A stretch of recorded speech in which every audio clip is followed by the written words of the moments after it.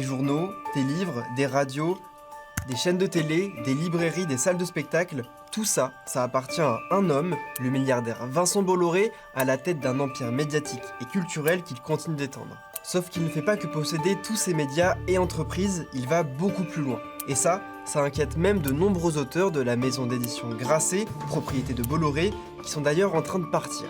Mais ça, on va en parler juste après.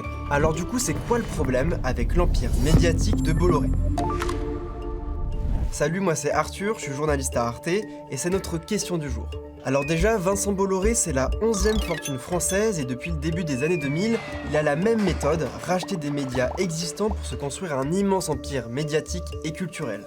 En fait, il n'achète pas directement un journal ou une chaîne télé, mais il devient actionnaire dans des groupes qui contrôlent des médias comme Vivendi, Lagardère ou Prisma Media. Alors ces noms vous disent sans doute rien, mais vous connaissez peut-être les médias qu'il y a derrière, Canal+, CNews, Europe 1, Femme Actuelle. Mais Vincent Bolloré, il s'intéresse pas seulement aux médias à proprement parler. Production audiovisuelle, salle de spectacle, maison d'édition, publicité et même école de journalisme ou commerce. Mais si, vous savez les boutiques relais qu'on trouve en gare, ben ça aussi, c'est à lui. Et donc avec toutes ces entreprises, il maîtrise une chaîne complète de production d'informations en circuit fermé. Par exemple, quand un livre sort dans une de ses maisons d'édition, il peut en gérer la com et la distribution et couvrir le sujet dans ses médias. Bon, mais est-ce que c'est si grave qu'il possède autant d'entreprises médiatiques ? Eh bien la réponse est oui, parce que Vincent Bolloré rachète pas des médias juste pour en faire du business.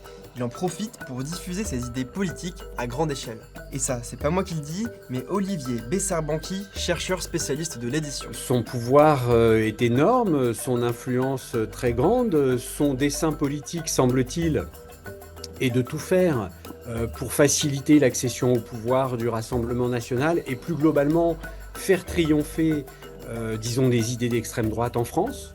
Donc tous les médias qu'il possède doivent, d'une manière ou d'une autre, de près ou de loin, être au service de ce grand dessein, de ce grand objectif poursuivi. En fait, le problème, c'est pas tant qu'il utilise ses médias pour diffuser ses idées. C'est surtout que comme il possède énormément de médias, eh bien il peut diffuser ses idées plus que n'importe qui d'autre.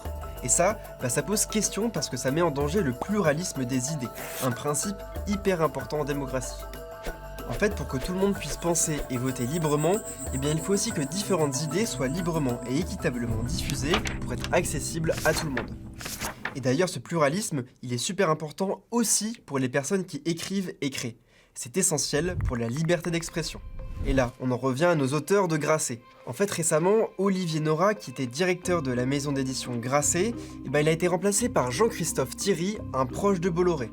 Et ça a choqué plus de 200 auteurs qui ont annoncé quitter leur maison d'édition historique. En fait, ils ont peur de ne plus pouvoir écrire ou publier des choses qui ne correspondent pas aux idées de Bolloré. Tous ceux qui sont perçus comme des, comment dirais-je, des gènes ou des personnes qui font obstacle à la réalisation de ce projet sont mécaniquement poussés dehors. Et ce mécanisme, il se répète quasiment à chaque nouveau rachat par Bolloré.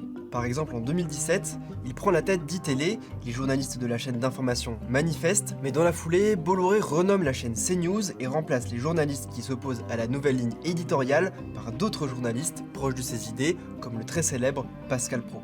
Même chose pour le journal du dimanche, souvent appelé JDD, où il y a aussi eu des manifs au moment du rachat par Bolloré. Mais aujourd'hui, les idées diffusées par ce journal, ce sont celles du milliardaire.